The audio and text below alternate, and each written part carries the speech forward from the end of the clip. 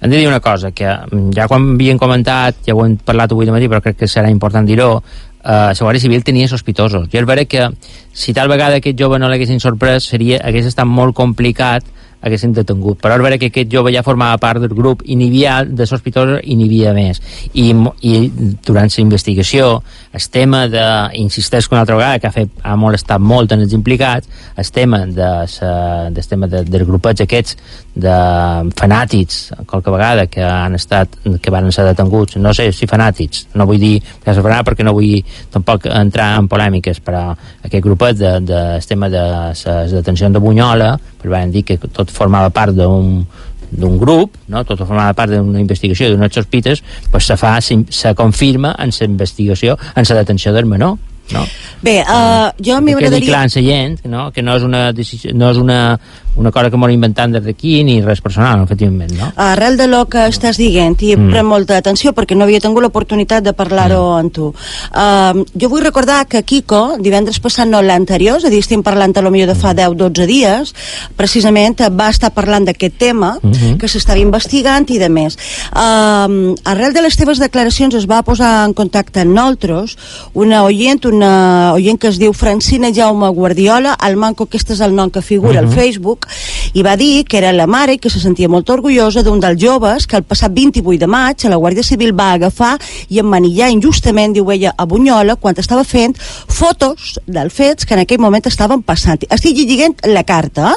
Per aquest motiu, va dir ella, vull denunciar, i si cal, amb mesures judicials, l'acusació que divendres dos locutors, va dir, posa aquí, dos locutors d'aquesta ràdio relacionaren de manera arbitrària i sense fonament de res els fets de detencions injustes de Bunyola en la cremada del cotxe del Batlle de Sóller, que per altra banda diu aquest missatge em sembla una autèntica bretolada.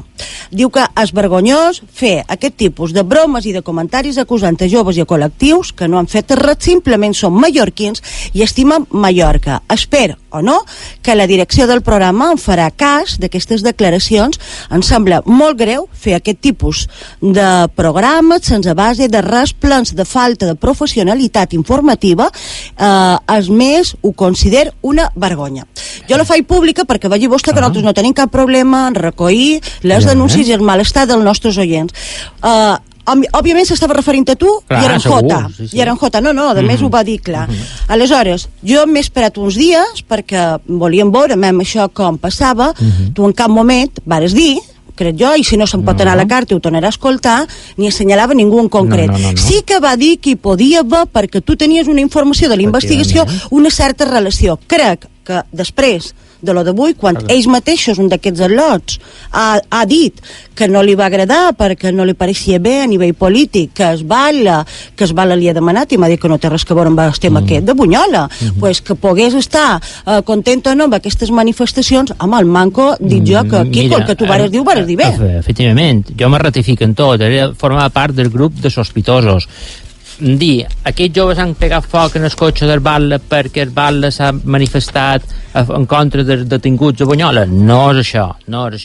Ara, és vera que el menor en concret ha dit que estava molt indignat en la reacció del Batlle quan va passar per davant un grupet de manifestants a favor d'aquests, el que considerava una detenció il·legal, una detenció injusta, i va fer un gest ensodit, no? Pot ser un gest poc de maleducat, però en fi, en definitiu. El Batlle diu que en cap moment ell va passar per allà o que no va tenir res que veure. Hi ha un vídeo a internet que així ho diu. Mira, almenys ells hagueren interpretat, varen identificar el Batlle. Està penjat a YouTube.